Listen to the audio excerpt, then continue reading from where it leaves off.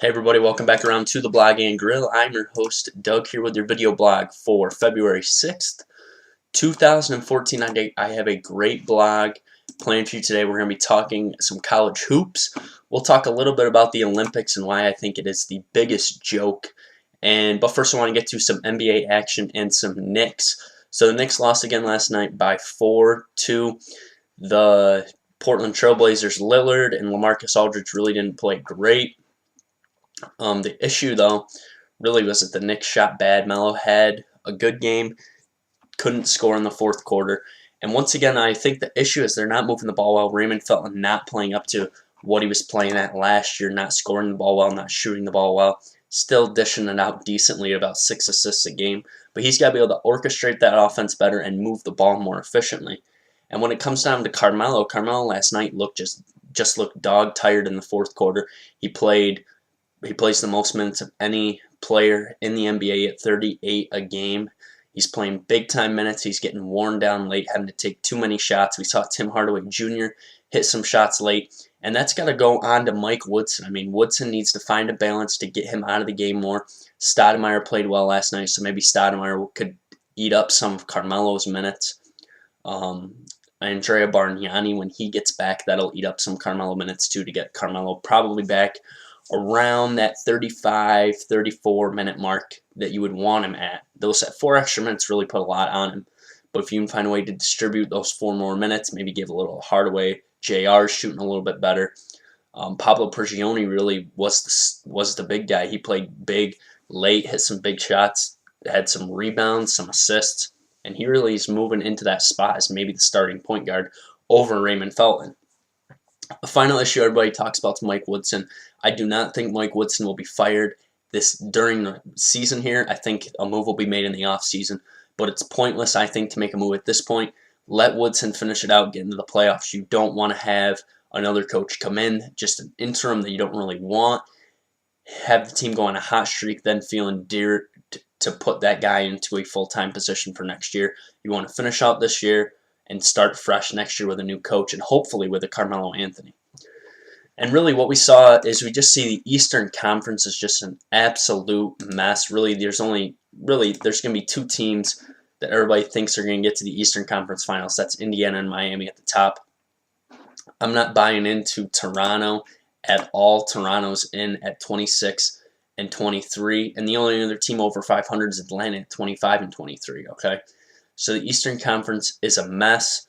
Western Conference is dominant for sure. I mean, the Knicks right now are 11 games under 500, and they're 2.5 out of a playoff spot. Brooklyn, they're coming on a little bit here in the second half of the year, playing some better ball. Chicago, we've seen them play well on the West Coast trip. They're just struggling from not having Rose. Really, I think Brooklyn will probably win the Atlantic Division, get into the playoffs. I think the Knicks will get into the playoffs, but they got to get up to about a 6 seed to have a legitimate shot to make it to a second-round matchup in the playoffs. So that'll be something to watch for sure. Also, what we got to be watching now is the trade deadline as that approaches. Really, the 2 big names that I've heard out there that are probably likely to be moved are Pau Gasol and Kyrie Irving. I think Kyrie Irving's kind of a unsung kind of guy that people don't really think will be moved. I think he could be. I think Pau Gasol will be moved. We've heard he could go to Phoenix. I've heard he could go to Chicago. I've heard the Knicks. I don't know where he's going to go. I think he will end up being traded.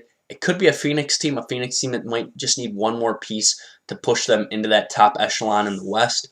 I think it'd be a good fit, and I think it'd be fun to see for sure. And with Kyrie Irving, I think Kyrie Irving could go a lot of places. I think they need to move him. He's not doing well in Cleveland with this young team. I think he needs to get onto a veteran squad where he doesn't have to be the leader. I could see him going to a Knicks team. I could see him going to I don't know, maybe a Brooklyn Nets kind of team playing behind Darren Williams, probably just for this year. I could see him long-term in New York with Carmelo. I think if they got Kyrie, got him locked up, then you might see Melo lock himself in. That'd be kind of a dream scenario in New York, having a young point guard who can dish the ball and not be forced to score as much anymore. So that's what I got for the trade deadline. The only other NBA thing I saw today was Damian Lillard has accepted the invitation. He'll be in the Sprite Slam Dunk Contest. So we'll start seeing some of these guys confirm or deny whether they're going to be in the dunk contest within the next couple weeks. So that'll be something to watch for sure. College hoops, some good college hoops have been going on for sure. Wichita State stays unbeaten. Syracuse is unbeaten. And people are asking which unbeaten will lose next. And if you look at the two teams, you have to think Wichita State. Syracuse plays the much tougher schedule. And really, before the tournament, I think Syracuse will lose 3 games. I think they'll lose at Pittsburgh, which they get that game coming up on the 12th, so that's next Wednesday. I think they'll lose at Duke, and I think they'll drop a game in the ACC tournament, okay?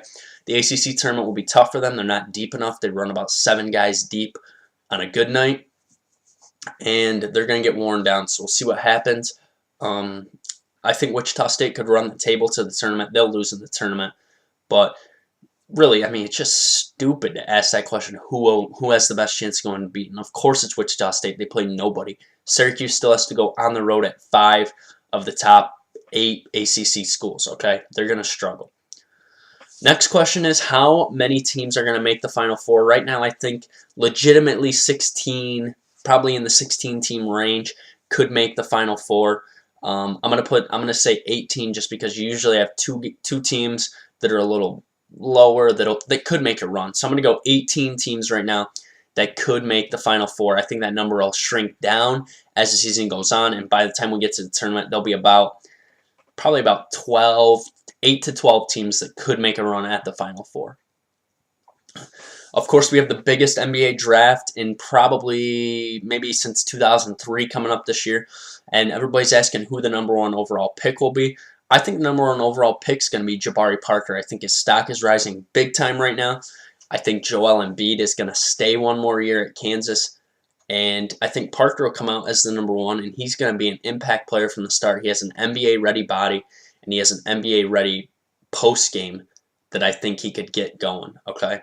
So that's who I think is going to be the #1 overall pick. One guy that I think they have a little too high right now, my man Tyler Ennis from Syracuse. I don't think he is a top 10 draft pick right now. I think he's slightly undersized, slightly not quick enough to play in the league, and ultimately he's got to work on his jump shot a little bit, but I mean, he could be a top 10 pick by next year. I hope he stays. I think he will, and we'll see what happens. All right, finally, I'm going to talk about the Sochi Olympics. They start up, well, some of it started today. The major thing is I don't even care about these Olympics. I'm not going to watch one of these Olympic events. The summer events, the Summer Olympics are way better. We got swimming, we got beach volleyball, we got basketball, we got soccer. I mean, I'm not going to sit here and watch curling and luge and bobsled and men's figure skating. I mean, come on. The Olympics, they're in Sochi. There's been terrorist threats. It's just a bad place to be right now, but they put the Olympics there because there's this tolerance that everybody deserves a shot, and everybody does not deserve a shot. You have to earn a shot, not deserve a shot. Nobody deserves anything. You have to earn everything you get. That's all I'm saying about the Olympics. If you want to watch them, hope you enjoy them, but I won't be tuning in. All right, Friday I'll be back with my college hoops preview for the weekend. We got Syracuse coming up on Sunday night at 6 at the Dome against Clemson. I'll also talk about my signing day reflections as National Signing Day for college football. Wrapped up yesterday. SU got some good players. We'll see what they can do with them. Also, we'll just go around sports with some headlines as well. Follow me on Twitter, YankeeBaller415. That's YankeeBaller415. We're talking about some blog expansion, trying to get the blog expanded. We had a new high in views since October last month in January, so the blog is going up. Keep tuning in. Comment, questions, subscribe to my page. Thanks for tuning in to the Blog and Grill. I will be back tomorrow to get you ready for the weekend, so have a good Thursday, and I'll see you then.